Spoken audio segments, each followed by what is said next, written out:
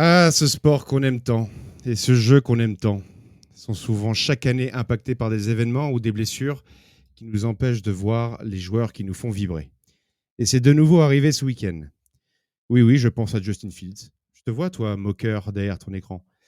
Et je pense évidemment à Joe Burrow, le quarterback des Bengals, que certains plaident pour le mettre tout en haut du ranking des quarterbacks NFL, sentira comme une gêne quand il aura les doigts de pied en éventail. 3 mois de Jake Browning ou de Kirk Cousins, on en parlera. On a parlé de panique la semaine dernière aussi. On peut parler de bounce back cette semaine, et notamment pour les receveurs. Euh, Tom Browns, Neighbors, Jamar Chase, peut-être même DK Metcalf, vous ont permis de savourer vos investissements. Côté running back, c'est plutôt la semaine de la confirmation, dirons-nous. C'est bien le round-up de la week 2 de Fantasy Ballers.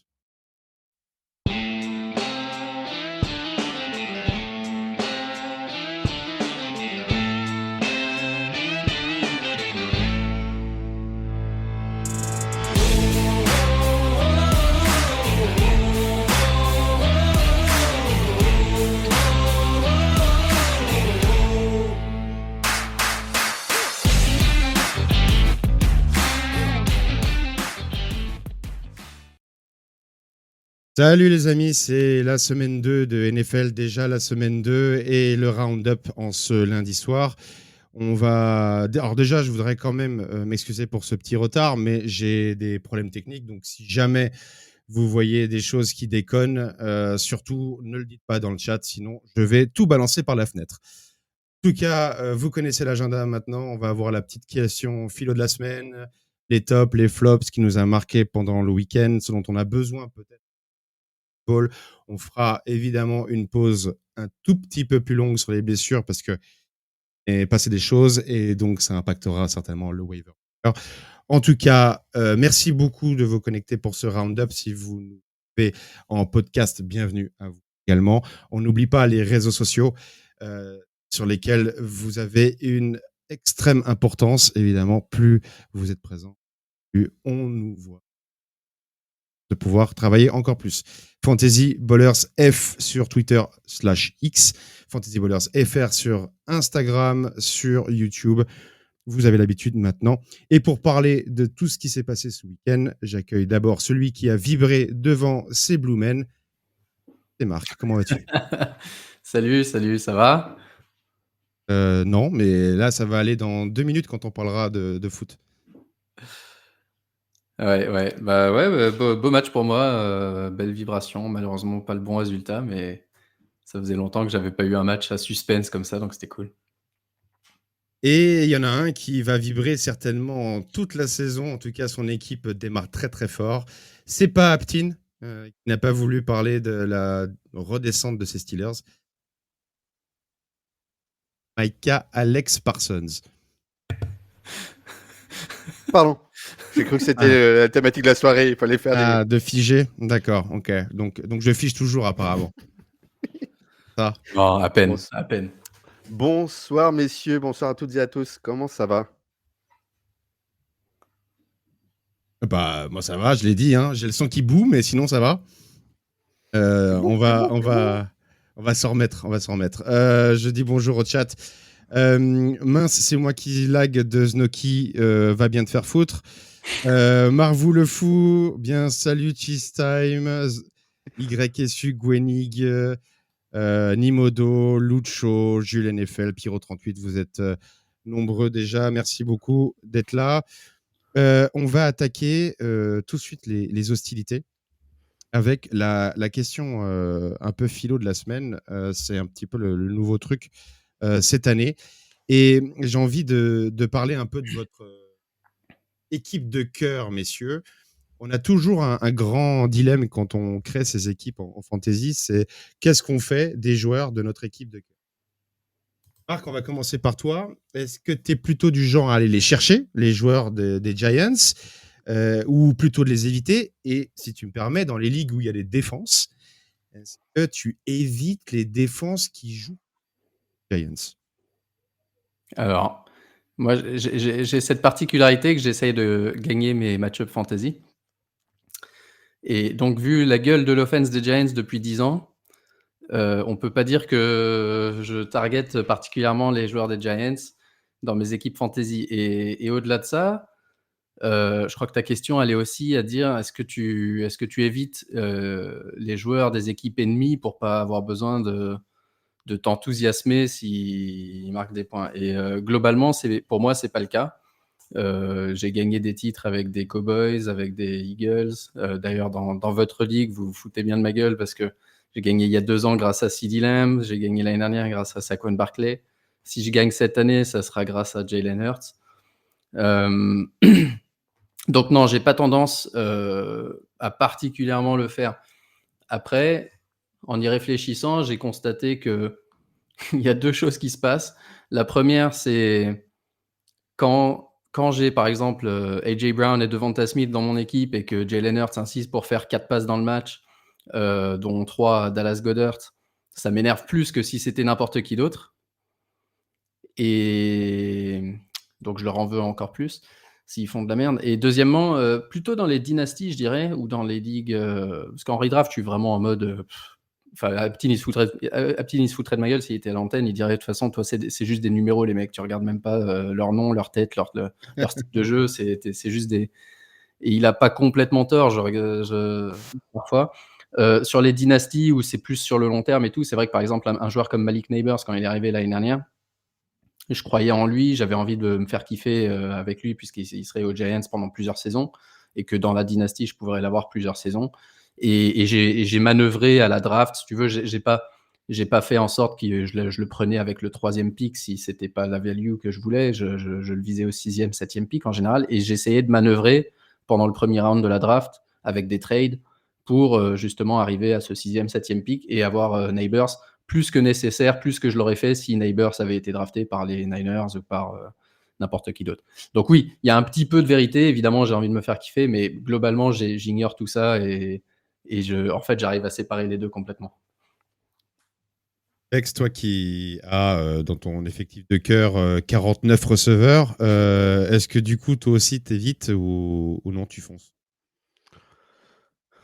Bah déjà, depuis le temps, j'ai bien compris que globalement, il faut éviter parce que la partie romantique, on évite un peu, quoi. Le romantisme et la fantaisie, ça fait pas mon ménage, même si dans le mot fantaisie, il y a le mot fantasy, il y a bien. Non, mais après, Marc, il a utilisé un verbe que moi, je suis un peu guidé par ça, c'est de croire.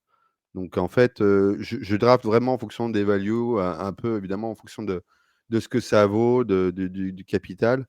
Mais il y a un truc qui me biaise un peu, c'est que, bon, surtout sur les dynasties, c'est qu'il y a des chouchous, il y a des gens en qui je crois et du coup je draft, Ouais. par rapport à ces jeunes qui peuvent sortir, en qui je crois. Encore une fois, il y a toujours la même remarque, le même exemple, hein, la jurisprudence Treylon Burks, hein, c'était vraiment un receveur qui était incroyable, à Arkansas et voilà, bah, maintenant je l'ai vu croiser, enfin, je l'ai vu sur une vidéo où il sert des burgers, au fin fond de je sais pas quel état. Mais, non, c'est souvent comme ça, hein. Après, il y a des joueurs que j'évite parce que, par le passé justement, parce que j'ai un passif avec eux. Et comme quoi, il y a que les cons qui changent jamais d'avis parce que je crois que j'ai rarement autant drafté Alvin Kamara cette année que Mmh. dernièrement parce qu'Alvin Kamara, je l'évitais toujours parce que c'était ma némésis, ma kryptonite. À chaque fois que je le draftais, il faisait une saison où il se blessait et quand je le draftais pas, il faisait des bonnes saisons. Donc, si tu veux, je me disais: «Bon, bah, lui, j'oublie». Donc c'est dans ce sens-là, quoi.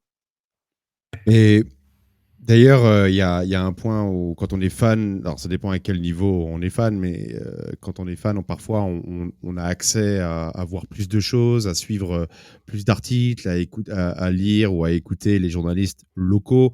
Et donc, on peut en savoir un petit peu plus sur certains de ces joueurs. Donc, on peut avoir cette fibre de se dire d'y croire plus ou de pas y croire. Les deux peuvent fonctionner. Donc, je suis hyper intéressé dans le chat. Alors que si vous êtes en live, dites-le, c'est quoi votre politique? Vous évitez ou vous y allez? Et même si vous écoutez un podcast, n'hésitez pas à commenter la vidéo ou alors sur votre logiciel de podcast d'écoute.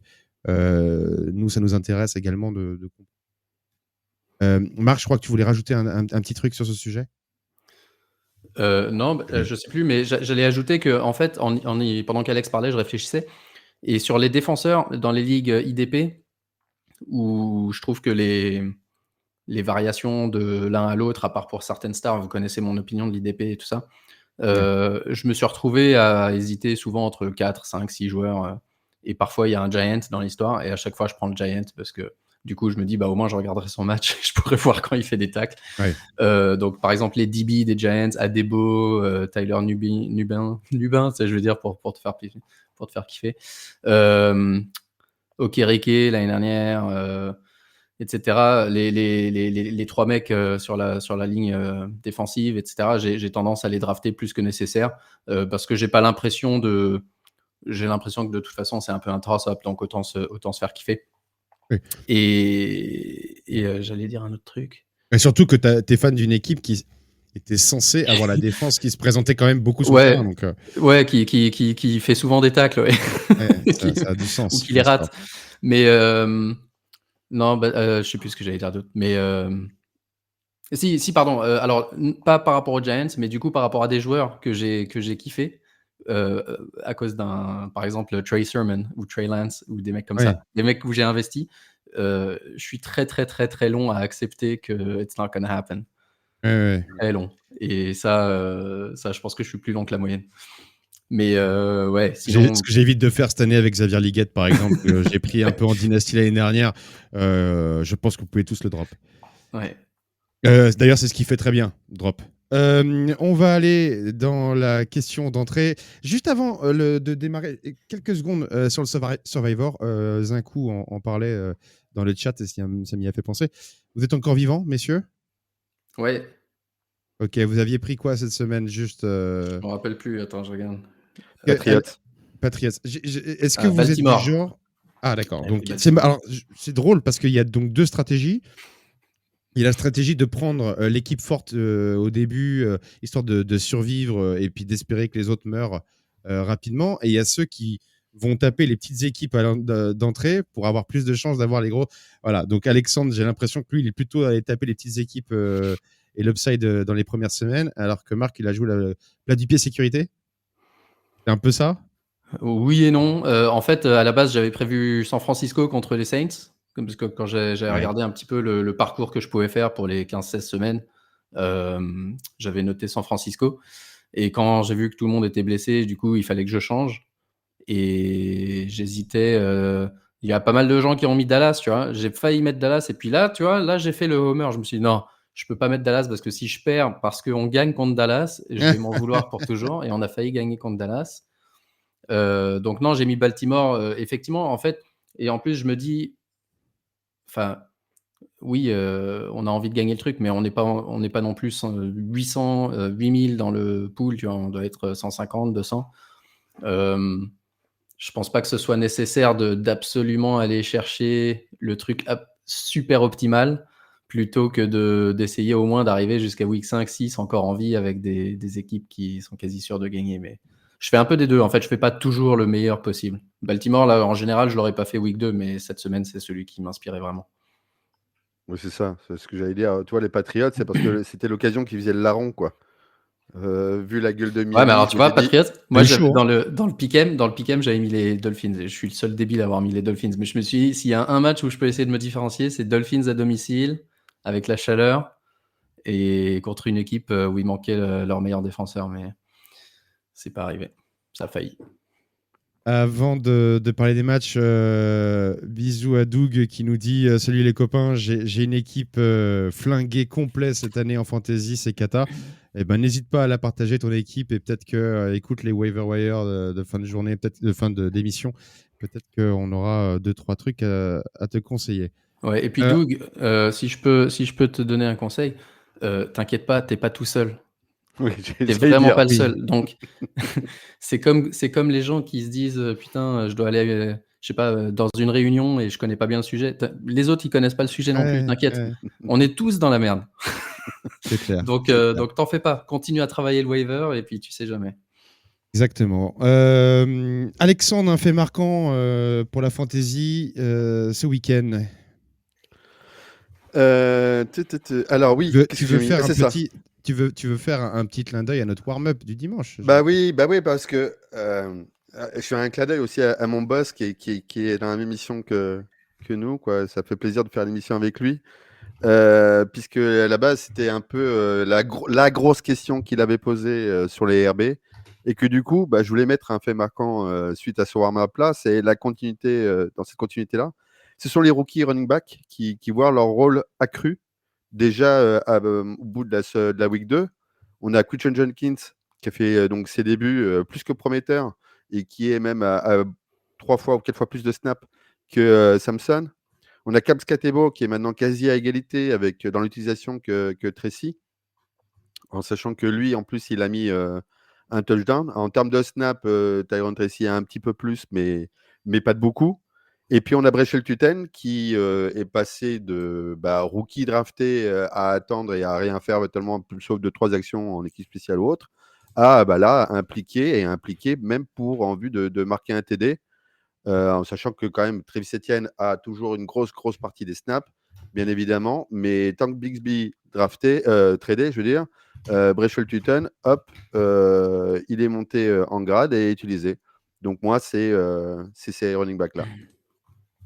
Marc, avant de parler de ton fait marquant, si je te fais la liste, Jetkins, Skatebo, Tutten, on avait un des trois que tu vois continuer à monter et vraiment performer en fantasy et limite à démarrer en flex, puis après petit à petit monter en RB2, ce serait lequel des trois?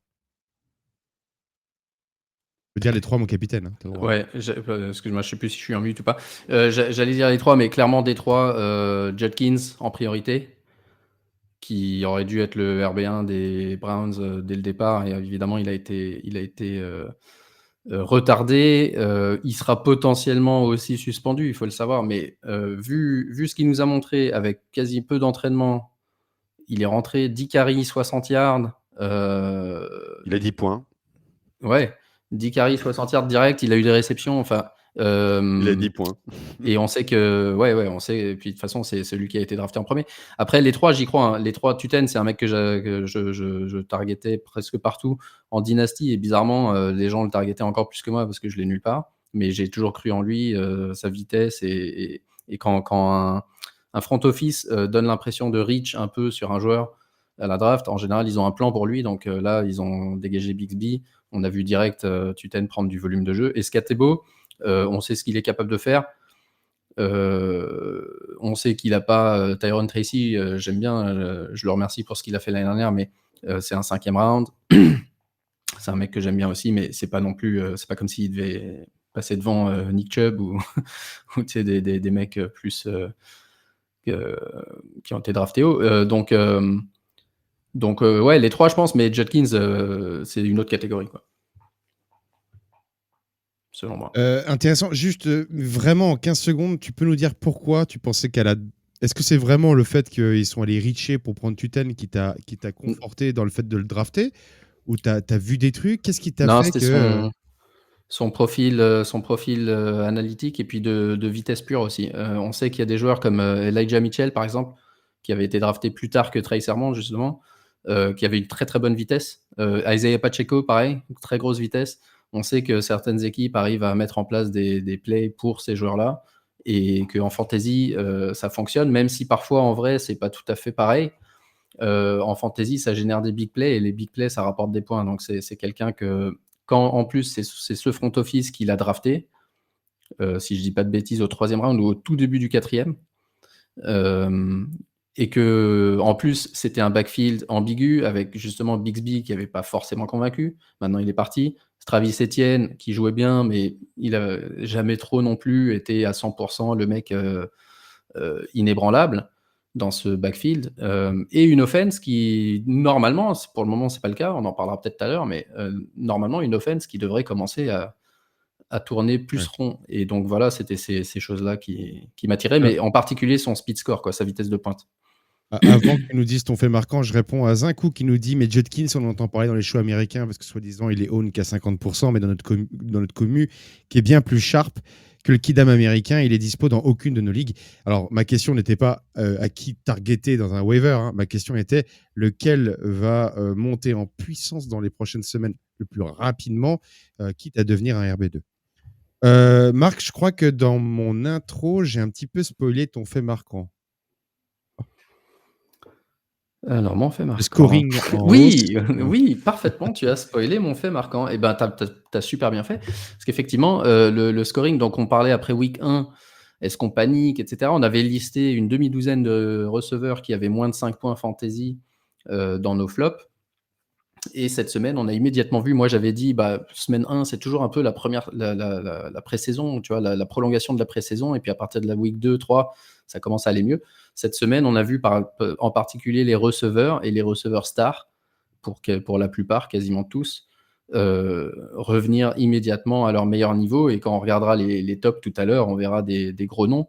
Mais en moyenne, j'ai fait le calcul tout à l'heure, si j'arrive à le retrouver, sur les 36 premiers receveurs de la semaine en week 1, la moyenne c'était 13,7 points.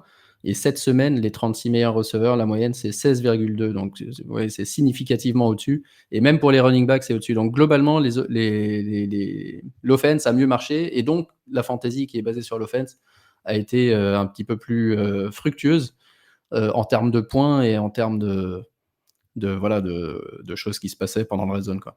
Les 54 touchdowns à la passe versus 38 en week 1. C'est ça. Alors qu'il reste 2 matchs. Il reste Donc, encore 2 matchs, donc on pourrait dépasser les exactement. 60. Ouais. Très solide. Vous avez à l'écran, donc pour ceux qui nous sont sur l'audio, qui nous écoutent en audio ou alors en podcast, je vous invite à rejoindre notre chaîne Twitch et notre chaîne YouTube pour aller regarder nos magnifiques visuels. Mais on a la liste des matchs avec les scorings, des matchs serrés, le retour des Lions, beau match bien défensif entre les Eagles et Kansas City. Bref, il y a eu de quoi faire pendant ce week-end. Alexandre, quelle est ton affiche à mettre en avant? Qu'est-ce que j'ai mis? Ah oui, eh bien, j'aimerais mettre en avant ce match qui a été un suspense de dingue, qui est Indy Broncos. Indianapolis Colts contre les Denver Broncos.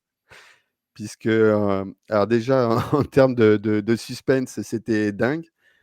À la fin, avec le yardage et les coups de pied. Surtout que moi, j'ai adoré voir tous les fans des Broncos exulter et tous, ouais, ouais, et en fait, non, mince, il y a une faute, flag, merci, on recommence tout. Et hop, là, et d'un coup, la cata, Indianapolis Colts gagne. Déjà, ça, c'était assez génial. Et c'est surtout que en termes d'attaque, mettre surtout l'emphase sur les Colts qui a ce nouveau entre guillemets système, parce que c'est toujours le même coach, mais avec Daniel Jones, on a voilà, Daniel Jones qui performe à mort pour la week 2. C'est pas d'ailleurs les Giants sont toujours contents de voir ça. Jonathan Taylor qui cartonne, Warren qui est là, Pierce qui est là. Enfin aussi une réutilisation pour moi, un joueur de fantasy que j'adore qui est Josh Downs. Voilà, c'était globalement, tout le monde est tiré vers le haut. Il y a un perdant, où j'avais déjà dit en off-season que c'était un perdant. Pour moi, c'est pas du tout un grand. Enfin, ça allait être compliqué en fantasy. Il n'y a que Michael Pittman où ça va être compliqué. Je pense que ça va continuer à être un peu compliqué pour lui. Mais voilà, Indy Broncos, c'était génial. Alors Marc, évidemment qu'on va en parler de Daniel Indiana Jones plus tard, mais toi dans ce match, enfin, les Colts sont à 2-0. On promettait une année terrible pour les fans des éperons, pardon, des fers à cheval. Est-ce qu'il vraiment, tu y vois une offense dans laquelle on peut réellement faire confiance? Écoute, les deux plus gros producteurs de yards à la passe pour le moment. C'est Russell Wilson 1 et Daniel Jones 2 devant Jared Goff. Et Jones, on sait, enfin j'en ai déjà parlé la semaine dernière, on sait de quoi il est capable s'il a une bonne ligne et qu'il est en confiance et tout ça. Il a un bon running back, il a une bonne ligne, il a des armes au niveau de la réception assez variées. Et surtout, ils jouent, eux, dans une division qui, pour le moment, comme d'hab, ça fait plusieurs années que la FC Sud, c'est toujours un peu, il y a une équipe qui sort, mais c'est un peu, c'est pas, c'est genre l'équipe en AFC qui se qualifie pour les playoffs et tu sais qu'elle va se faire sortir direct. Donc là, les Jags, pour le moment, ils déçoivent. Bon, ils sont 1-1, ils sont loin d'être hors du compte. Ils auraient pu être 2-0, mais ils déçoivent quand même. Tennessee, ils ont Cam Ward en rookie qui sera bon, je pense, mais ça va peut-être prendre du temps. Et Houston, on verra quand on parlera du Monday Night, mais Houston, je comprends pas si, tu vois, est-ce que c'était vraiment l'équipe feu de paille ou est-ce que oui ou non, ils vont nous montrer. C'est un peu l'histoire de, tu sais, les premières impressions en septembre quand tu rentres à l'école. Et en fait, ces premières impressions, tu les as toute l'année, même si le mec, il est bon élève, il participe, il est sympa, il a des bonnes notes en septembre. Après, il peut se permettre de faire n'importe quoi le reste de l'année, il a le bénéfice du doute. Et avec CJ Stroud, j'ai un peu cette impression-là, quoi. Et alors oui, ok, il a des excuses, mais bref, tout ça pour dire que Indiana, il pourrait très bien être l'équipe qui va en playoff et qui du coup fait des bons matchs. Tyler Warren, Jonathan Taylor, Daniel Jones. D'ailleurs, si vous êtes en galère de QB, il y en aura beaucoup cette semaine. Si jamais Daniel Jones est encore sur votre banc, pour moi, c'est la priorité. Donc ouais, non, moi j'y crois. Après, il sera toujours capable de faire. Même dans le match hier, je regardais le red zone et puis de temps en temps, je me disais, oh là là, qu'est-ce que c'est que ce lancer? Et finalement, il s'en sortait bien. Il n'y avait pas d'interception, pas de truc. Mais pour le moment, les résultats sont là. Mais c'est pas, voilà, je pense pas qu'il va se transformer immédiatement en Josh Allen. Mais ça fait plaisir de le voir. Moi personnellement, je trouve que je trouve ça cool. Ça me déçoit pas de le voir réussir ailleurs. Je suis content pour lui. Rajouterais. Réussir, ça fait 2 matchs. Attendons, mais. Oui, mais voilà. Mais je rajouterais qu'en plus de parler des Colts, parce que ce match, si c'est le match marquant d'Alex, également parce qu'en face, il y a une équipe des Broncos qui sert en fantasy. Bonix a fait un bien meilleur match qu'en week 1. On a Troy Franklin qui sort du chapeau. J.K. Dobbins qui reprouve que quand il est en bonne santé, il est souvent le lead back dans l'équipe dans laquelle il joue. Marvin Mims qui ça y est, a décidé de catcher des ballons. Donc pour la fantasy, c'est vrai que c'est un match qui a eu un impact. Broncos est considéré comme une top 5 défense. Ouais, donc c'est vrai qu'ils ont frappé fort. Il faut les planter les points. Faut les planter les points. Ils ont frappé fort et il y en avait de partout. C'est-à-dire que il y a la course, il y a la passe, il y a au niveau receveur et tight end. Il y a vraiment une vraie distribution. Marc, je crois que tu as fait ton homer mais tu parlais de Russell Wilson en compagnie de Daniel Jones pour la distribution de yards. Tu as été servi encore ce week-end. Et ouais, j'ai été servi ce week-end parce que pas encore, je dirais, contre les Commanders, c'était terrible. Oui. Et là, cette fois-ci, c'était vraiment, c'était un autre Russell Wilson, agressif, qui poussait le ballon, précis, contre cette défense de Dallas qui jusqu'à maintenant, ça faisait très longtemps, je pense qu'ils n'avaient pas pris 37 points. Donc non, j'ai été agréablement surpris. Et puis surtout, on en parlait beaucoup la semaine dernière. Alors vous en avez parlé, enfin Alex en a parlé jeudi dans le halftime show. On en a reparlé entre nous après avoir écouté le halftime show pas mal vendredi, samedi sur l'histoire de est-ce qu'il faut starter Jackson Dart, est-ce qu'il ne faut pas le starter, à quel moment on sera obligé de le starter, même si on ne veut pas le starter parce que justement on se retrouve à 2-8 et que de toute façon il n'y a plus rien à tenter. Enfin bref, tout ça pour dire que j'avais dit, le seul truc qui peut être une bonne chose pour nous, c'est si Andrew Thomas revient et qu'on bat Dallas. Andrew Thomas n'est pas revenu. Le mec qui joue left tackle, je connais même pas son nom, mais il s'est pris 4 pénalités dans le premier drive, il a été sorti direct. Et après ça, on a bien joué. Et justement, je pense que ça rassure un petit peu sur l'état de l'offense de New York.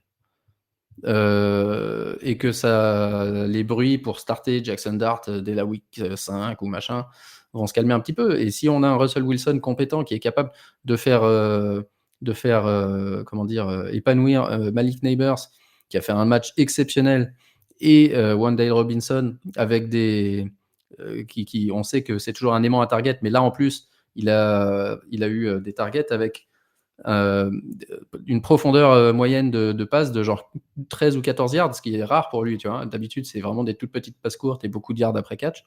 Là, c'était vraiment Russell Wilson, quand tu regardes son chart de passes, et en particulier sur les 3 touchdowns, c'est genre 3 fois des touchdowns de 30 ou 40 yards. Donc non, c'était une toute autre offense, beaucoup plus agressive. Malheureusement, en face, une très belle équipe de Dallas aussi, offensivement. Prescott, c'était un des mecs que j'avais dit, ne vous inquiétez pas, après son premier match, il va être très bon. CeeDee Lamb a fait un bon match après avoir fait un mauvais premier quarter. Javonte Williams met encore un touchdown. Même Miles Sanders, je crois, a mis un touchdown. Et globalement, une belle équipe. Ouais. Tight end, si vous êtes en galère, essayez de faire. C'est difficile après ce match, mais des trades pour Jake Ferguson, des mecs comme ça peut être on sait que c'est une position qui est un peu en transition avec des joueurs comme Engram, Andrews qui marquent plus de points, même Hawkinson, ça fait 2 fois qu'il marque pas de points. Il faut peut-être essayer de pivoter. Donc voilà, je trouve qu'il y avait des belles armes offensives des deux côtés, et ça a été un festival. Et en plus, il y a eu le suspense avec ce touchdown magnifique de Neighbors 20 secondes de la fin. Ensuite, un kick de 64 yards de Aubry pour égaliser, qui passe à l'aise en plus. Et ensuite, une prolongation où il y a eu au moins, je dirais, 2-3 possessions par équipe. Donc, pour une fois, ouais, tu disais, pour une fois, j'ai vibré devant les G-Men. Je pense que ça faisait vraiment très longtemps que j'avais pas eu ces sensations-là. Oui, Aubry a dû travailler un petit peu plus que 35 heures. Moi, je voulais highlighter un tout petit peu le match Bears-Lions. Mais juste, messieurs, répondez à cette question. Alex, je vais commencer par toi. Est-ce que c'est un match... Alors nous, ça nous fait du bien parce qu'en fantasy, ça a fait plein de points. Et il y a beaucoup de managers fantasy sur les Lions qui avaient été déçus week 1. Et là, cette semaine, ça y est, ça paye. Alex, est-ce que c'est Chicago qui est nul ou alors on a retrouvé les Lions? Rapidement. Oh là, rapidement, c'est une question philosophique, ça. Rapidement, là-dessus. Non, moi, je pense surtout que c'est Chicago qui est pas prêt, quoi. C'est Chicago qui est pas en place, c'est Chicago qui est pas prêt, c'est Chicago qui... Ben Johnson tâtonne, il y a plein de choses qui tâtonnent. Même Dennis Allen, hein, parce que Dennis Allen, pour moi, est... comme on l'a souvent dit, n'est pas je pense pas être un coach élite, mais par contre un coordinateur défensif incroyable. Je ne sais pas si on peut le comparer à Spagnuolo ou quoi que ce soit, mais en tout cas, je pense que je mettrais l'emphase sur la faiblesse de Chicago. Baltimore, Cleveland, Cincinnati, Kansas City, c'est les 4 prochaines semaines de Détroit. Est-ce que Détroit, tu veux dire? Oui, les 4 prochaines semaines, les 4 prochains adversaires de Détroit.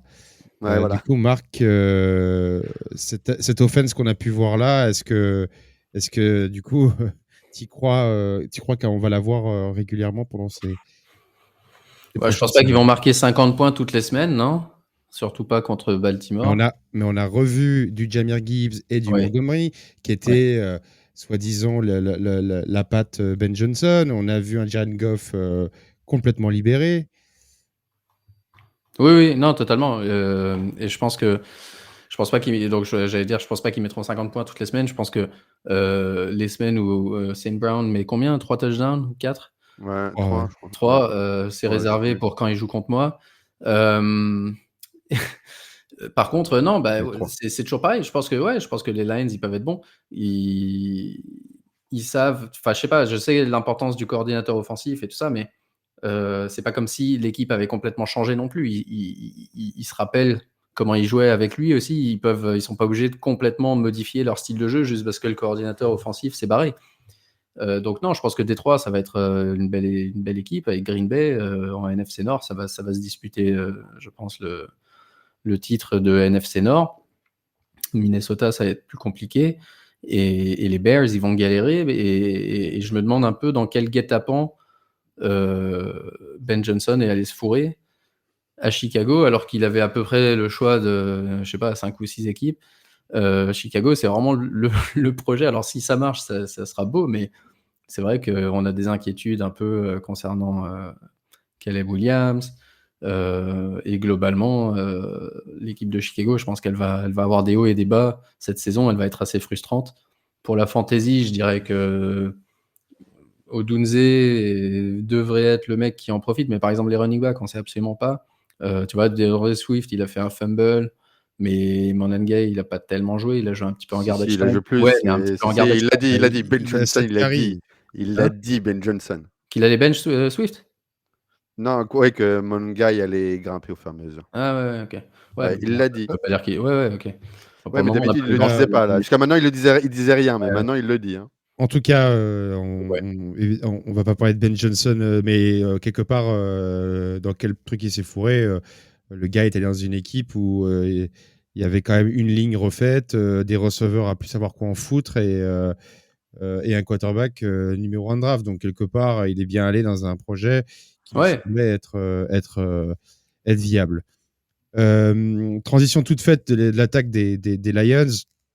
Encore une fois, pour ceux qui n'ont le son, on passe au top et flop du week-end. Et évidemment, dans les tops, on retrouve Jared Goff et Amon-Ra St. Brown, dont on vient de parler. Lamar Jackson est le deuxième quarterback highlighté. Dans les running backs, on a Jonathan Taylor, James Cook et Devon Achane, on ne saura jamais. Dans les receveurs, en compagnie d'Amon-Ra St. Brown, Malik Neighbors et Jamar Chase. Et puis en tight end, Tucker Kraft et Zach Ertz. Alexandre, ton top dont tu as envie de parler. Bah, pas de bol, en fait, le sujet d'avant, c'est dans la Ouais, mais continuité. justement, tu as Ah bon, d'accord, ok. des stats intéressantes, vas-y. Moi, je voulais mettre. Alors, il y a beaucoup de monde, en fait, qui m'intéressait, mais là, c'est Rome Odunze. Pour assez bonne raison, c'est que déjà, Rest in Peace, DJ Moore. Et ensuite, Rome Odunze, parce que il est à 40,7% de pourcentage sur des équipes en yards en réception, ce qui le place en 10e en NFL. En yards par match, il a 82,5, il est 11e. En target share, il a 29,7%, il est 12e. Et en TD, donc en nombre de TD marqués, il en a 3, ce qui le fait égalité. Donc on est dans d'ouvert 1 sûr. Donc en gros, limite, voilà, tu as un receveur à prendre parmi les 12 premiers, puis il y a lui dedans.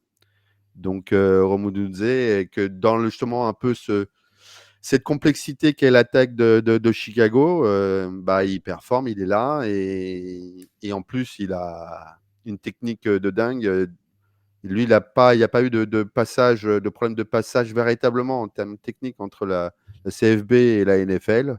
Ça a mis peut-être un peu de temps au début, mais voilà, il prouve bien, quoi. C'est un bon top. Merci d'avoir choisi un top qui n'était pas dans la liste, en tout cas. Alexandre. Ah, on peut pas tous les mettre. Mais non, mais c'est une blague parce que c'est pour le coup, il est côté receveur, on aurait pu en mettre beaucoup. Il y en a eu tellement, on en a parlé. Toi, Marc, je crois que tu as le même avis que Nimodo qui nous dit dans le chat. Mon top, c'est Kenneth Walker. Tu l'avais dans tes tops toi aussi. Ouais, parce que un top en termes d'efficacité, parce que du coup, il est toujours RB2 des Seahawks en termes de volume.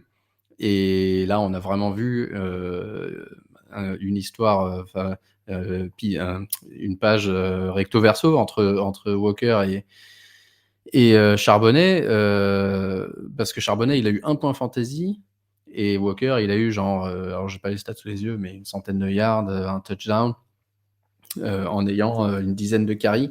Donc j'espère que. Donc j'aime bien Charbonnet et je pense qu'il est largement capable d'être un bon running back, et en particulier, on l'a vu déjà l'année dernière être capable d'être un RB1 fantasy si Walker n'est pas là. J'ai pas les détails sur l'utilisation à part le nombre de carries, tout ça, sur est-ce que c'était le même genre de carry, est-ce que c'était des styles de jeu différents, etc. En tout cas, j'ai toujours bien aimé Walker, qui est quelqu'un de plus vif et plus rapide.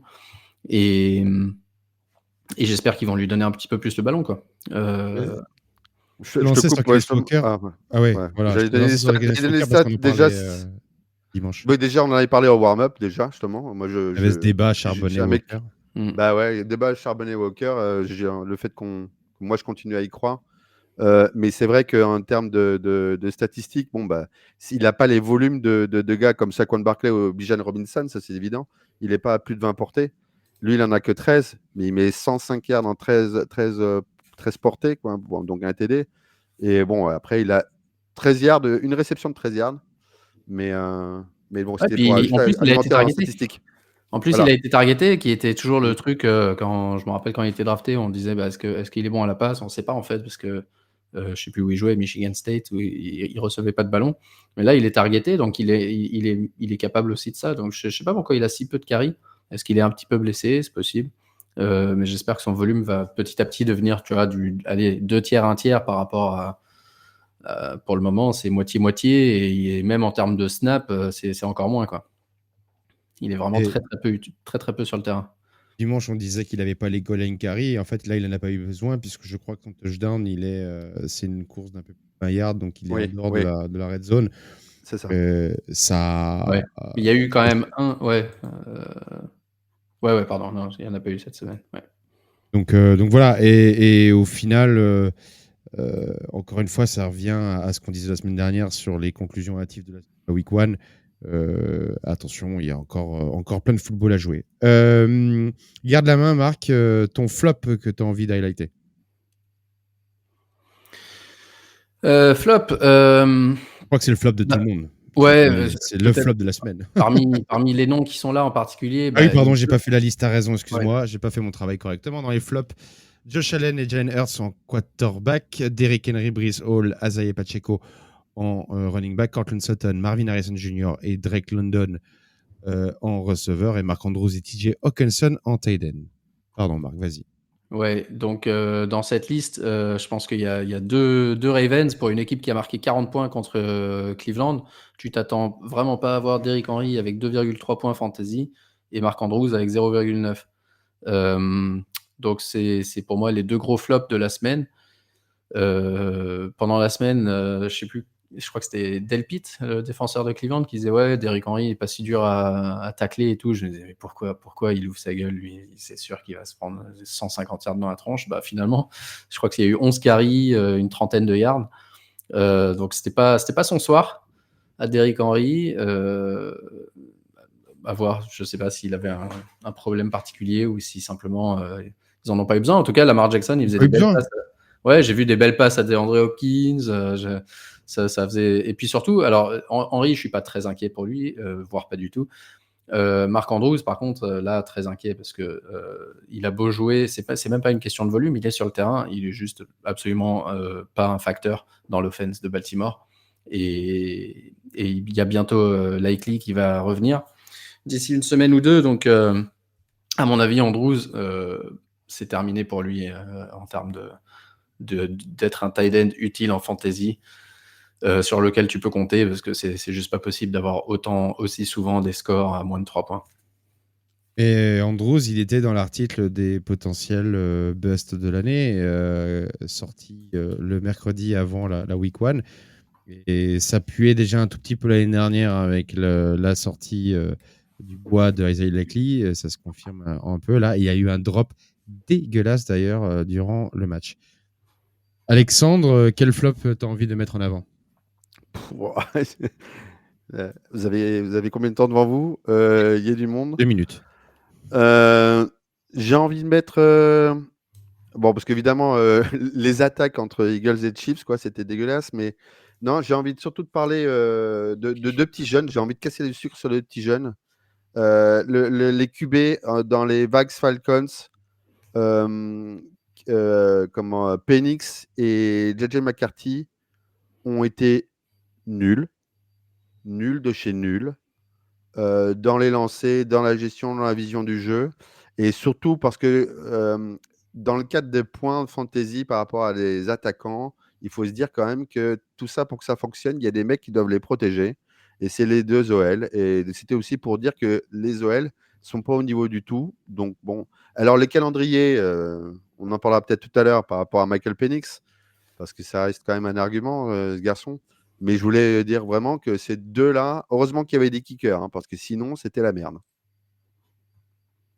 Ouais, c'est intéressant ce que tu dis, parce qu'au final, il y a des. Je trouve que c'est deux franchises qui s'en sortent plutôt bien. Je sais pas si vous voyez les mêmes choses que moi, mais dans les réseaux sociaux, là, je trouve qu'ils sortent un petit peu de ce débat sur la qualité de jeu. En tout cas, ils ont un pass, je sais pas comment on peut dire en français, mais en gros, voilà. Ouais. Je trouve ça fou. Bon, alors, je fais mon Homer 2 secondes, mais on casse plus de sucre sur Bryce Young que sur JJ McCarthy et Michael Penix, et je trouve ça un petit peu fou. Un autre truc qui est intéressant quand on regarde ces flops, c'est quels sont les CB1 en face.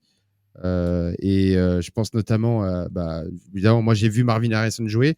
Il a pas existé, donc attention à regarder quels sont les cornerbacks en face des joueurs que vous voulez starter, hein.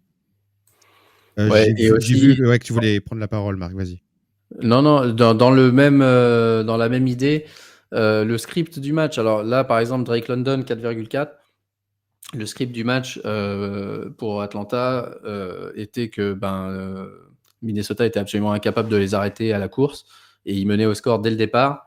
Et donc, ils n'ont pas vraiment eu besoin de faire de passes, ce qui explique aussi le score de Michael Penix et de Kyle Pitts. Mais London 4,4, alors je pense pas qu'on pouvait le prévoir contre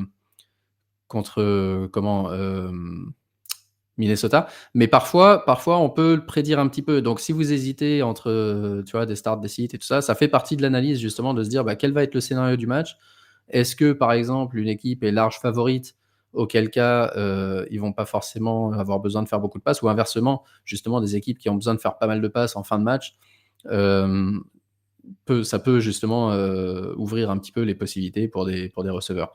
London, c'était purement une histoire, c'est pas qu'il a mal joué en particulier ou qu'il était muselé, c'est que juste ils en avaient absolument pas besoin et Oui, oui. ils ont Pas tout donné le à fait ballon à vrai. Bijan C'est pas tout à fait vrai. C'est pas tout à fait vrai. qu'est-ce qu'il a mal J'ai vu fait? le match. Bah, c'est pas ça. C'est que déjà, il y a Eric Wilson qui est un linebacker, un ancien de chez nous, des Packers, qui est maintenant aux Vikings et qui a fait un magnifique punch pour faire fumbler Drake London. Donc déjà, il a un fumble. Donc déjà, c'est dans les points. Mais non, c'est surtout qu'il avait du mal à être trouvé les peu de fois où Penix a dû lancer. Bon, après, à leur défense, à leur défense, justement, il y avait deux bonnes défenses. Justement, Ouais. c'est aussi ça, c'est que ces deux jeunes joueurs qui sont contre deux très bonnes défenses, ça pressait pas mal. Mais et c'est surtout que du coup, c'est pour ça, comme pour alimenter, d'accord avec toi, c'est qu'il y a 22 portées pour Bijan. Mais Ouais, donc ouais, 15 pour Algier. et 15, donc Alors c'était monstrueux. 45 rushs et 20 passes. Mais parce que justement, en fait, c'est une arme anti-Flores parce que à force de trop monter, il vise pas Ouais, forcément les bons gaps. blitz par Le, excellence. le blitz est tellement trop anticipé, tellement trop rapide que du coup, ils sont en fait déjà trop proches de la ligne alors que justement, tu as deux bons running backs qui sont très patients comme Bijan. Bon, après, Bijan, il a fait un match de Et dingo. si tu la casses, et Oh. avec le problème contre le blitz, c'est que si tu arrives à casser la ligne, il n'y a plus personne derrière. Par Ouais, définition, tout le monde a exactement. blitzé.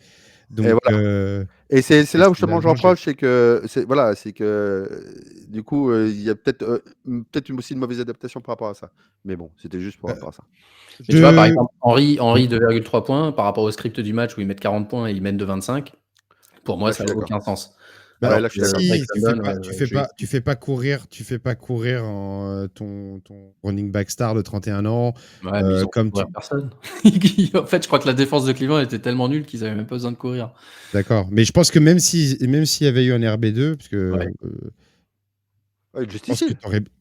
il y a Justice Hill, mais Justice ouais, Hill, mais il a rien fait non plus. c'est Mais pas il un a la running passe. back, c'est Il a la White, passe. voilà, c'est un Mhm. mec à screen. Je réagis, Donc, je fais un petit rappel, hein. On a décidé la semaine dernière de ne pas mettre, parce que je vous vois là, merci à Julien NFL qui me dit de parler de Bureau. En fait, on met pas les joueurs blessés dans les flops. Sinon, on tire pas sur les ambulances, nous. On n'est pas méchants comme ça.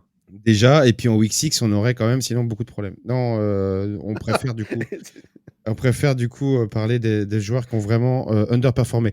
Et puis je réponds à Animodo qui dit Penix 5 matchs, McCarthy 2 et Bryce Young 40. C'est quand même surprenant de la part de Nimodo, fan des Jacks, qu'on parle de quarterback qui ne performe pas après des années dans la ligue. Waiver All-Star, et dans la liste, on a mis Russell Wilson, Daniel Jones, on en a parlé, Tyler Algier, Tuten et Corum en running back. Wandale Robinson, Hunter Renfro et Troy Franklin dans les receveurs. Et puis Johan Johnson, Marc, vous en avez beaucoup parlé la semaine dernière, j'espère que vous l'avez écouté. Et Brock Wright dans les tight ends.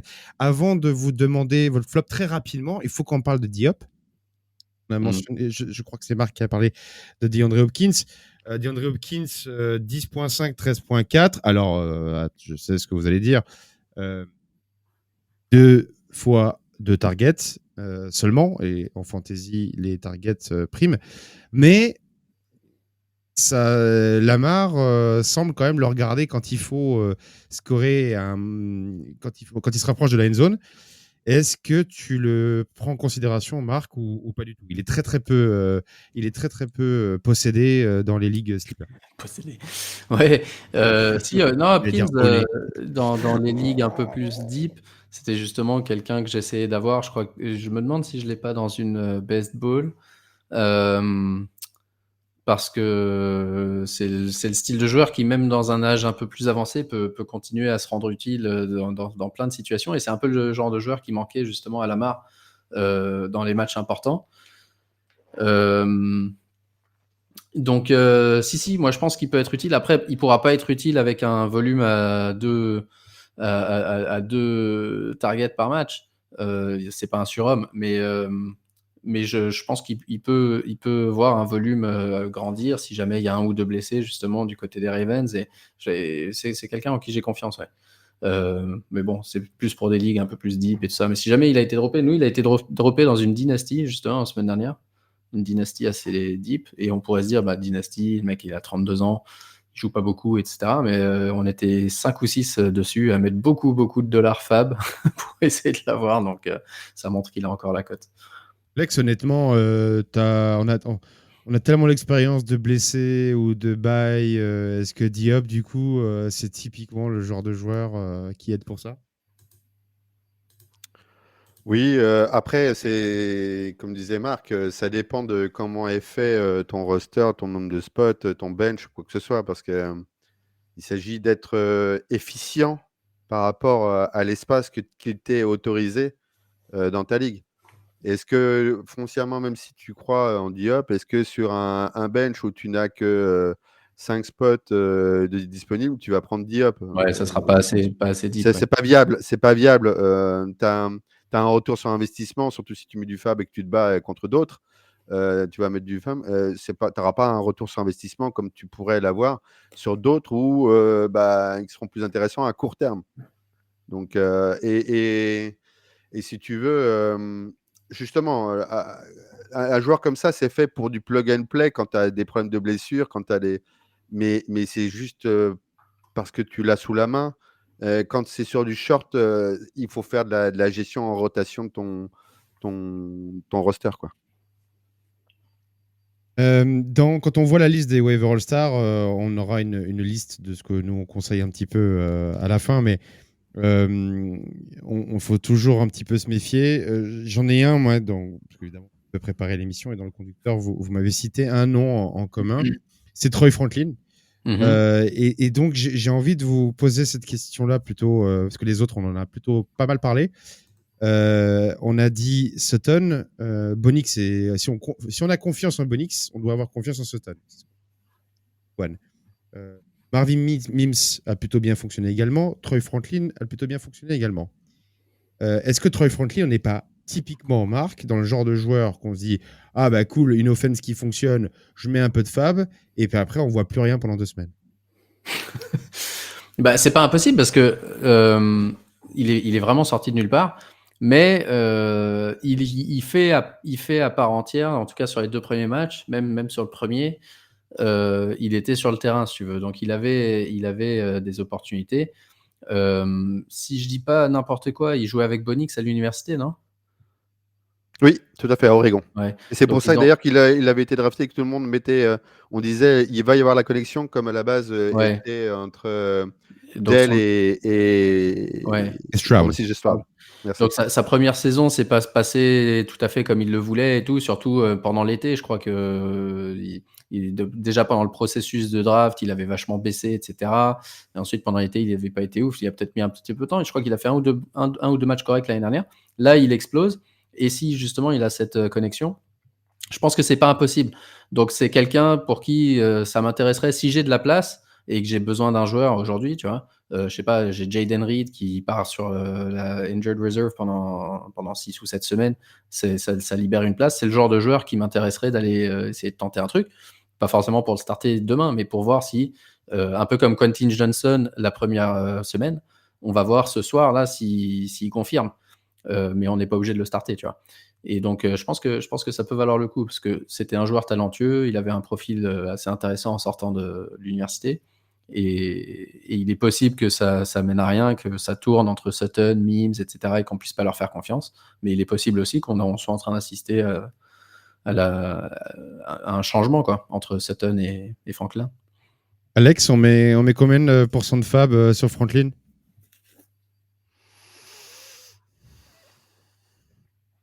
On met quoi, 15 Ouais et encore. et encore. C'est max. Quand je donne un chiffre, c'est max. Hein. Ouais, ouais. 15% max. Hein. On est la saison est, Dans on les vient de ligues finir week classiques, 2 ouais. quoi. Ouais. Donc je veux dire, C'est pas comme si ouais, c'est pas comme s'il sortait de nulle part en mode: «Tiens, il y a Sutton qui s'est fait les croisés et c'est ouais, Franklin voilà, c'est qui a ça. Hein. C'est retrouvé pas 10 du targets», plug tu and vois? play. Mmh. C'est pas du plug and play sûr. C'est par rapport à un C'est script d'un peut-être le match-up match. qui voulait ça et voilà. Ouais. Alors après, je le retrouve plus. J'étais en train de chercher pendant que vous parliez une stat. Je crois que c'est Phil Yates qui l'avait dit.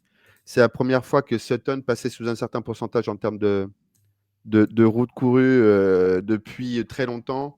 Donc dans le genre, dans le sens où Sutton, en fait, depuis le début de saison, est en train de se faire bouffer son job entre guillemets. Ouais, bah, c'est ça. Donc Euh, ça, ouais, pour voir si c'est le cas, je suis prêt à dépenser, ouais, effectivement entre 10 voilà. et Et 15 j'ai ouais. vu passer la stat et en fait, je suis désolé parce que du coup, ça a encore plus abondé dans ce sens. Comme quoi, justement, il y a un intérêt à mettre du fab dans la tortue et ceux qui ont la ref. Mais Non. Ouais. ouais, ouais. Désolé. Mais donc c'est ça. C'est pour dire qu'en gros, ouais. Ouais. Zinkou qui nous dit ouais, mais il performe sur le talent. Franklin, c'est pas un gars qui se retrouve sur le terrain car les receveurs autour de lui se blessent. Les receveurs, ça se trouve très difficilement sur le waiver. Pour les gens en galère de receveurs, il C'est faut y ça. aller. Ouais, c'est bien résumé. Et très très très rapidement, Marc, il y en a un autre sur lequel tu veux passer une petite seconde dans les waiver All-Star. Mac Jones, Heu tu voulais, toi, je crois, en Ouais, parler. j'allais dire, il est pas marqué là, Il est mais pas Mac dedans, Jones, mais alors encore une fois, on va parler, de beaucoup de QB parce qu'on a eu un peu une hécatombe de QB et Mac Jones, c'est quelqu'un que Kyle Shanahan voulait, à la base.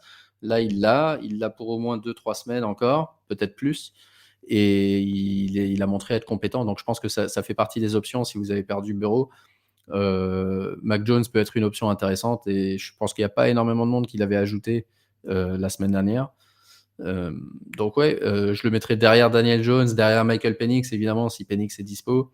Mais derrière après ça, derrière Russell Wilson. pas forcément, tu vois? Là, je pense que je fais plus confiance à Mac Jones, pour avoir un plancher, cohérent de 15-16 points, peut-être un peu moins d'upside. Je suis pas sûr qu'on verra souvent Mac Jones dans cette liste de waiver all-star avec 30 points, mais je pense qu'on le verra pas non plus dans la liste des flops avec 3, tu vois? Sagitits pour les intimes. Ouais, ok. C'est vrai que force de presse. Alex, très rapidement, il y en a un sur lequel tu veux pencher un peu. En waiver All-Star, bah, j'avais Ouais. base Franklin. Oui, oui, je sais. Maintenant, après, comme ça, bah oui, toujours un receveur parce que il a perdu Adam Thielen, il a trouvé un Hunter Renfro. Je me dis qu'en fait, cette connexion-là, elle peut pas forcément comme un peu le même principe que pour Mac Jones.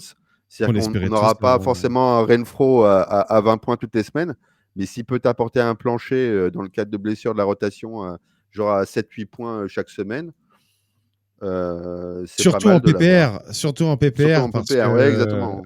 il est du genre à avoir pas mal de petits catchs normalement Renfro. Et clairement sur le terrain, c'était notre receveur numéro 2 après T-Mac hier. Hein. Ah oui. Donc tant qu'en plus Jalen Coker ne revient pas, Hunter Non, mais là, ça Renfro ça est se voit une comme une mouche au milieu du lait, quoi. ouais, Renfro, Hunter là, Renfro est une bonne option si Jalen Coker, avant que Jalen Coker ne revienne. Et Bryce Young aussi, si justement on mmh. parlait du script des matchs, si les Panthers insistent pour se faire mener de 25 points au bout d'un quart-temps et demi chaque semaine, et que Bryce Young doit faire 50 passes par match, lui aussi il pourra être bon en fantasy. Ah bah de Bah, toute c'est façon, le dernier slide dans ce c'était cas-là. Ouais. c'était celui qui avant qu'on parle rapidement blessures et les derniers noms dans la liste de waiver wire, on a 2 matchs. Attention, vous, messieurs, dames, on a 2 matchs cette nuit en Monday Night Football. Alexandre, est-ce qu'il y a des choses C'est pas des choses, Franck, c'est des êtres humains. Est-ce qu'il y a des joueurs sur lesquels tu vas avoir une attention toute particulière cette nuit? Est-ce que tu as des bestiaux qui t'intéressent? La bonne bête. La viande. Qu'est-ce que tu Euh, attends particulièrement? En fantasy, bien sûr. Dans quelle ligue ou bah, autre? c'est lié. J'attends de voir si Higgins fait à ce point partie du système, de ce cahier de jeu par rapport à Nico Collins, voir si quand même ce receveur qui a été pris aussitôt, comme on l'a déjà dit dans un round-up, je crois, précédent, s'il va prendre encore plus de place, quoi. Marc, je crois que c'était du côté des Chargers que tu te penchais particulièrement. Ouais, les Chargers, j'attends de voir une confirmation de ce qu'ils nous ont montré pour le premier match contre les Chiefs. Et en particulier, est-ce qu'ils vont autant essayer de passer le ballon ou est-ce On qu'ils vont les faire aime. un peu plus de rush, selon évidemment le scénario du match. Ça va être intéressant. Et puis j'attends de voir aussi pour le premier des 2 matchs, CJ Stroud.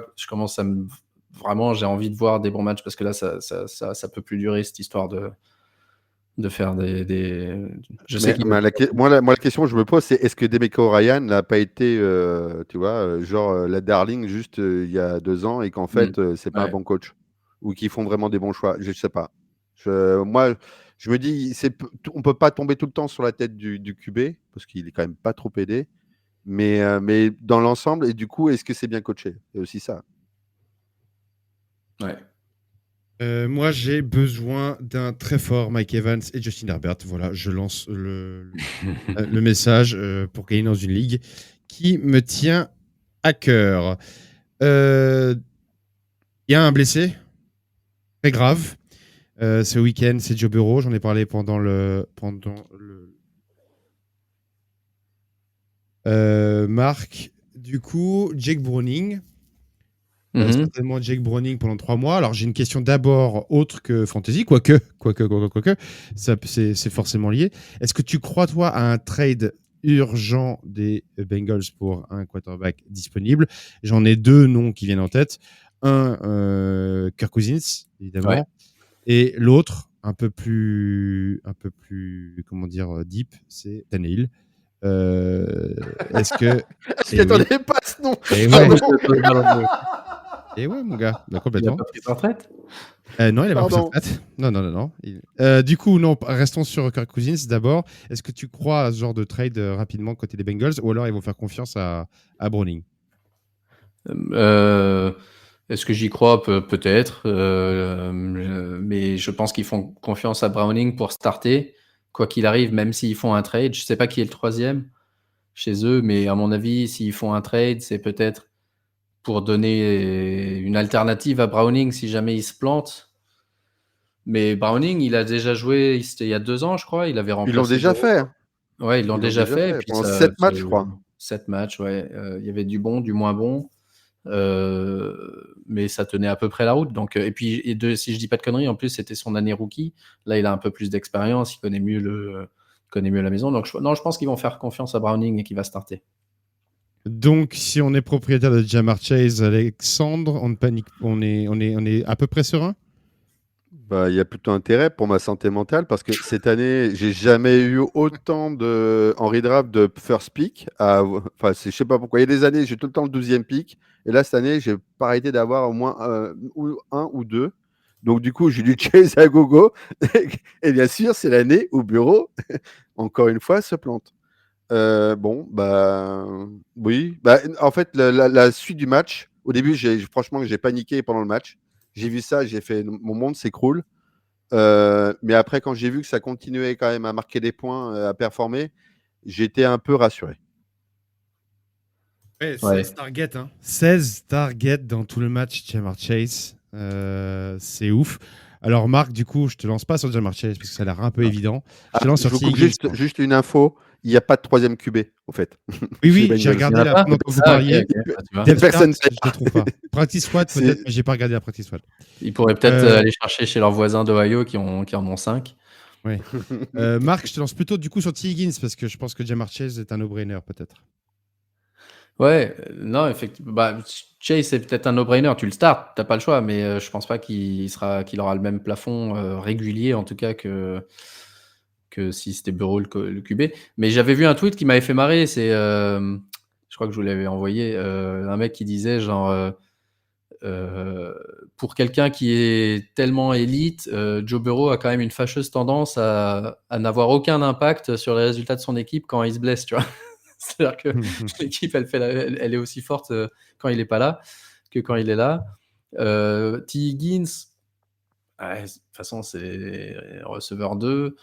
Je ne me rappelle pas s'il jouait à l'époque où Browning avait joué il y a 2 ans, mais je suis pas extrêmement inquiet. Je suis évidemment inquiet parce que ils seront moins bons que s'il y avait Bureau, je pense, à la longue. Mais je suis pas persuadé que ce soit vraiment.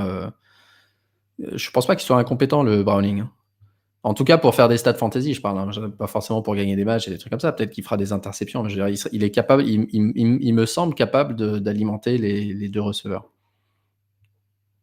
Ok, le deuxième sur la liste, c'est Justin Fields, qui lui est en protocole commotion. Donc normalement, il devrait pas jouer la week 3, puisque c'est sous 2 semaines pour un protocole commotion, donc revenir en week 4.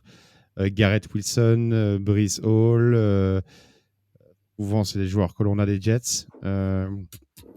Est-ce que du coup, Brees Hall, top, mais par contre, Garrett Wilson, on a peur?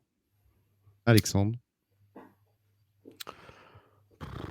Ouais, Ok, il me Marc. fait chier, Fields. Il me fait chier, Fields. Non, ouais, mais il me fait Non, chier, bah, pour Fields, moi, c'est pareil. quoi. Et Fields, il est pour rien, il a une commotion, il est pour rien, c'est un Bah ouais, protocole. non, mais non, il peut. Non, non, non. Alors d'habitude, geston léger quand même pour la time show, mais là, franchement, il me casse les noisettes, quoi. Je peux pas dire autre chose. Surtout après la week 1, tu disais c'est bien, mon gars, vas-y, retourne-y, montre-leur comme quoi ils ont tort et tout. Et puis l'autre, il part en commotion. Bon, alors Garrett Wilson, oui, évidemment. Déjà que le jeu à la passe aux Jets, bonjour. Alors là, ça devient plus que compliqué. Donc, Garrett Wilson, oui, si je peux trouver une alternative dans mes rosters. Alors, je l'ai dans quelques ligues, hein. Si je trouve une alternative, oui, je mets peut-être quelqu'un d'autre que Garrett Wilson. Ça joue Tampa Bay en plus, Marc, hein, donc il va être dans les sit of the week, je pense, Garrett Wilson. Oui, je pense, ouais, mais parce que déjà, j'avais pas énormément confiance en lui avec Fields et avec Tyrod Taylor un petit peu moins. Mais en particulier, s'il joue contre une bonne défense, ouais, il n'y a pas de raison d'insister pour le starter, à part si tu startes 4 ou 5 receveurs. Jaden Reed, blessé à l'épaule, retour probable en week 8. Alexandre, je crois que tu nous conseilles d'attaquer Dantevion Weeks. Oui, oui, Bah, oui. Dropman. Je me suis dit, tiens, je vais mettre un nom qui n'est pas dans la slide, histoire de faire mon kéké. Je profite, je suis pas souvent dans cette Monsieur émission-là. Drop, on me l'a déjà fait, hein, la Dontavion Weeks l'année dernière. J'avais dépensé, je sais plus Ouais. combien, $40 pour l'avoir. Oui, bah écoute, après. Mais non, mais en fait, c'est très simple. Déjà, euh, donc Reed, qui était WR1, il est éjecté. J'avais dit que Dobbs était WR2. Il montre comme quoi il a le volume. Il est WR1. Wicks a fait un bon match là, dernièrement, contre les Lions. À partir du moment où en plus Reed est acquitté. Donc, en fait, je ne fais que refléter l'idée de ce que j'ai vu sur le terrain et des actions en place. Donc, encore une fois, je ne vous dis pas de mettre 60% de votre fab. Je dis dans les idées de waiver, en fonction de ce qu'il y a à disposition, on peut mettre ce nom-là dans le lot, se dire j'ai la chance d'avoir des Packers qui performent. Voilà, même si, comme j'ai mis en blaguant, Julian Love a aussi un prénom qui commence par un J, que tous les quarterbacks qui ont un J en prénom sont en train de tomber. Il est en train de serrer les fesses sérieusement, mais voilà, c'est pour ça. Bah regarde, il n'y a pas que les QB, il y a Jaden Reed, Aaron Jones. Et Daniel. Ouais, je viens de voir ça. Jordan Mason va avoir du turbin, mais il s'appelle Jordan, donc gaffe. Ouais, donc belle transition. Aaron Jones, blessé en théorie jusqu'à la week 5, donc Jordan à fond, comme dirait Jean Alési, pour les plus vieux d'entre nous. Jaden Daniels, le genou, on n'a pas encore par contre on ne sait pas encore. On n'a pas de détails sur. Il faut demander à Dr Malbranck. Pas trop Dr Malbranck qui peut répondre, Dr Malbranck. Je pense que sinon, il n'est pas là, il nous a quittés. JJ McCarthy, on vient d'apprendre qu'il s'est fait une cheville. Celle-là, elle sort de nulle part aussi. Ouais. Donc, est-ce que c'est pour justifier la performance et comme ça un peu dégonfler un peu les médias, ou est-ce que c'est réel à voir. Brent, donc faut surveiller tout ça, hein, tout le monde. Hein. Brent Thomas Jr. Lui aussi pour dégonfler les médias. Lui aussi peut-être pour Pourquoi dégonfler les médias. Pourquoi t'as été nul ? Ah non, mais en fait j'étais blessé, on vous a pas dit, mais. D'ailleurs, Nimodo nous disait nous disait dans le chat d'aller chercher Diami Brown parce qu'il a eu les targets dans ses 2 premières semaines. Vous en faites ce que vous voulez. Ça reste Nimodo, fan des Jags. Et Austin Eckler, lui, c'est saison terminée. On en parlait déjà. On en a parlé quand d'ailleurs ? On n'en a pas parlé la semaine dernière. C'était hier. Oui, c'était au warm-up. Du coup, ça fait des waivers potentiels. On a déjà mentionné Daniel Jones, Michael Penix, Mac Jones, Cam Ward. Peut-être que dans certaines ligues, il est encore disponible. En tout cas, des ligues standards, pas trop deep. Et donc, Jake Browning peut, si vous êtes en galère de quarterback, vous aider jusqu'à un potentiel trade côté côté Bengals s'il arrive.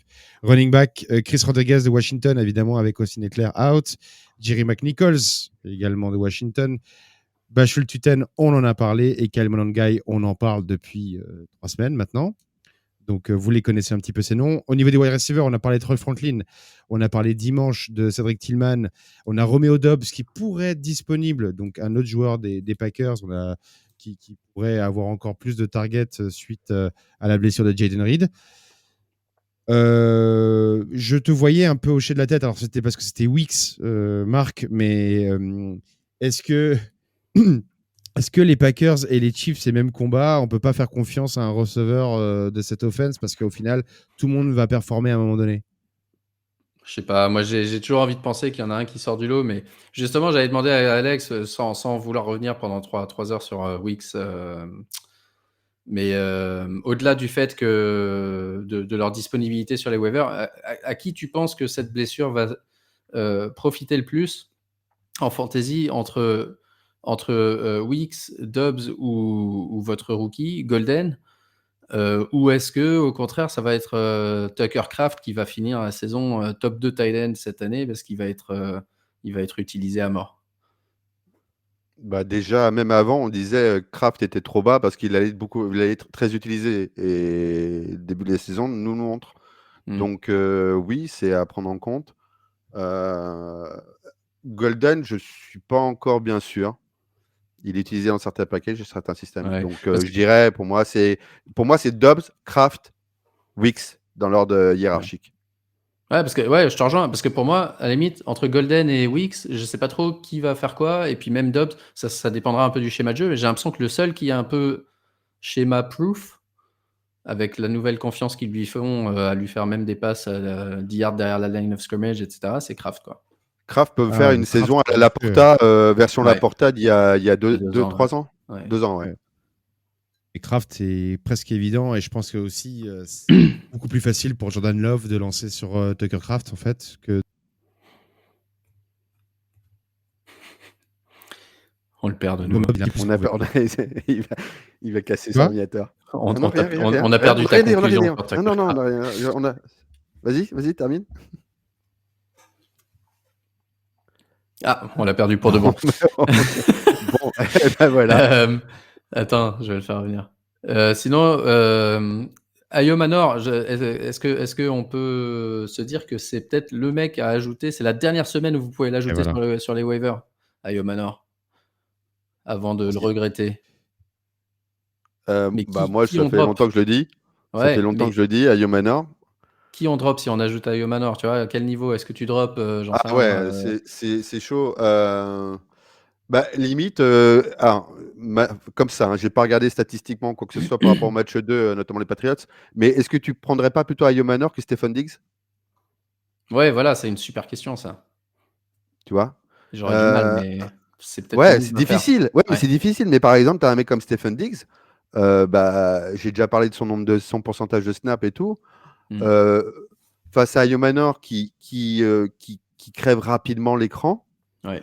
même comme Tesla, hein, quelque part. Mais Tesla, c'est beaucoup plus Ouais, profond. Tesla, Il il y a a pas trop de gens assez, devant. il a 2 Il a trop pattes, de gens ouais, devant ouais, lui. ouais. Il y a trop de barrières. Tandis que Ayo Manor, il peut être seul dans le bas, entre guillemets. Moi, Ouais. tout le monde s'est foutu de ma gueule. Là. Comme quoi, j'ai une défiance par rapport à Ridley. Je ne suis pas confiant par rapport à Ridley. Je ne sais pas pourquoi. Je ne le sentais pas. Après, ça se trouve, à partir de Week 3, c'est Ridley Season. Mais à l'heure actuelle, je me dis, Ayo Manor, il a les cartes pour être un solide Bouvert 2 au moins. Là, aujourd'hui, tu préfères ajouter Troy Franklin ou Ayo Manor? Pour la même somme d'argent, si tu as Pour un la même receveur somme à. d'argent, je préfère Ayo Manor. Ouais. Ouais, je pense que c'est peut-être le move à faire, Ayo Manor, parce qu'à mon avis, c'est la dernière semaine où vous pouvez l'avoir. Hmm. Et il va monter en puissance. Et comme on va Ouais, pas mettre beaucoup, si jamais ça marche pas, tu te dis pas, tiens, j'ai perdu beaucoup de fric, quoi. et surtout Oui, que ça Cam coûtera Ward a moins d'argent. Ouais. plus de retour. Oui, oui, C'est pardon, bon, Ok. vas-y. tout va bien. Et On surtout que t'ignore, Cam France, Ward, t'inquiète. Vas-y, j'arrête. je vais me foutre par la fenêtre. Heureusement que je suis au premier étage. Et surtout que Cam Ward, on a l'impression qu'il n'a pas peur de lancer La plus belle action. des passes dangereuses vers son receveur. Donc, il lui fait sacrément confiance. Côté tight end, on a Zach Ertz, on a Isaiah Likely parce que on l'a dit, Marc Andrews est devenu nul, et Juwan Johnson, ça par contre, on en parle depuis un moment, surtout toi Marc, c'est vrai. Donc du coup, on est un petit peu en retard, mais je vais en profiter parce qu'il y a quand même une question de Zinkou qui est assez intéressante, et on va terminer là-dessus, même si c'est rarement le but de cette émission. Je nous remets. On donne des conseils personnalisés maintenant. Ok, Eh ok, ouais, eh très ouais. bien. En gros, sa question, c'est qu'est-ce qu'on pense de Pickens. On l'avait assez haut, d'ailleurs tout le monde l'avait assez haut pendant l'été. Est-ce que c'est un joueur à garder, à sell high? Il a l'impression qu'il a un peu le même profil qu'à Pittsburgh, alors qu'il a moins de targets à cause de Lamb. Marc, est-ce que tu as Pickens? Et si oui, peux-tu répondre à cette question? Et Alexandre, prépare-toi aussi. Ouais, sell high sur les 17 points ou sur le non. Mais encore, enfin, pour moi, ça dépend toujours quand on dit sell high. Ouais, sell high contre quoi? Je sais pas. Faudrait voir. Tiens, je vais regarder puisqu'on en parle très rapidement. Jordan Mason, je te donne un exemple. Qui? Est-ce qu'un trade est Jordan contre un Mason? Jordan Mason, par exemple? Qui a Là, besoin d'un RB. avec l'autre qui est blessé Ouais, et si du j'ai coup, c'est un besoin sell d'un high. running back, L'autre. clairement, je prendrais Comment Jordan tu Mason, mais manques je sais de pas si ça vaut respect la même envers chose. Aaron Jones, quoi. L'autre. Comment tu le parles, l'autre? Est-ce que George Pickens, c'est avec un J? Parce qu'il va peut-être se blesser aussi. Hein. Attends, je vais regarder rapidement ce que vaut George Pickens aujourd'hui. Comme ça, on le saura en redraft, si j'y arrive. Mais oui, moi, je l'ai dans une dynastie. Je ne l'ai pas trop en redraft, alors que c'était un joueur que je ciblais. À chaque fois, il passait sous mon nez et je me retrouvais plutôt avec Jameson Williams plutôt que George Pickens. Et oui, alors en théorie, pour répondre à la question théorique, hein, sans que ça soit George Pickens, la question théorique, c'est que si tu te dis que finalement il n'est pas si différent et que ça va être le joueur de Pittsburgh et que tu n'y crois pas, en gros, oui, c'est le moment de sell high, après 17 points, toujours. Après, la question spécifique à Pickens, Je vais regarder ce qu'il vaut. Et toi, Alex, t'en penses quoi? Alex, contre Jordan Mason, par exemple, tu prends? Bah, après, tout dépend de mon effectif. Si je suis en galère de RB, oui. Mais en théorie, en valeur, oui. Jordan Mason, je prendrais. Maintenant, Pickens, moi, c'est quelqu'un dont j'ai vanté les mérites encore pas plus tard qu'hier. Donc, en redraft, c'est un bon candidat, quoi. Parce qu'il ne coûtait pas très très cher. Donc, c'est un bon candidat sur le bench pour les rotations, pour les bas et autres. Mais parce que je reste persuadé que justement Dak Prescott va faire en passing rating, il allait être au-dessus que ce qui était estimé en début de saison pour Dak Prescott. Donc pour moi, il pourrait avoir de quoi alimenter les Ferguson, les Pickens, les Lamb. Ouais, mais ouais. Là, je vois du Pickens contre. Je vais essayer d'en trouver qui sont pas trop loin l'un de l'autre. Jameson Williams, Calvin Ridley, Travis Hunter, Keon Coleman, Ricky Pearson. Alors je le mets dans le grade, moi je le grade comme Keon Coleman. Jameson Williams, moi je le grade bien au-dessus. Mais Ouais, c'est 10 points de moyenne pour le moment sur 2 semaines, Pickens. Hein, donc, et ça joue Chicago, Green Bay et les Jets dans les 3 prochaines semaines. Ouais. Non, mais faut pas bouger. Moi, je pense qu'il faut pas bouger. Ah non, non, moi je redis ce que je disais avant le début de la saison. Je crois au fait que George Pickens aura tous les CB2 et qu'à un moment donné, ça va payer, quoi. Bah, ça paye déjà, quelque part, quand même. Oui, mais non, bien sûr, ça n'a pas payé forcément week 1 hein, avec 4.5. Hein, ça paye là en week 2.